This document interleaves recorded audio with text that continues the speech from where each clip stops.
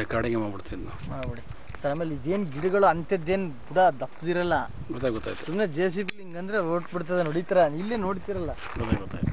JCB ಕಿತ್ತಿರೋದನ್ನೇ. ಇದೇ ಥರ ಗಿಡಗಳವು, ಅಂಥದ್ದೇನು ಬಲವಾದ ಬುಡ ಇಲ್ಲ.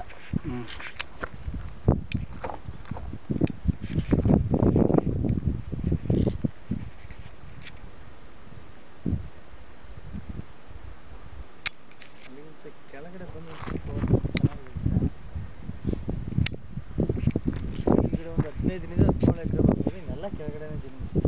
ಒಟ್ಟು ಎಷ್ಟು ಎಕರೆ ಇದು? ಒಟ್ಟು 52 ಎಕರೆ 83 ಸೆಂಟ್.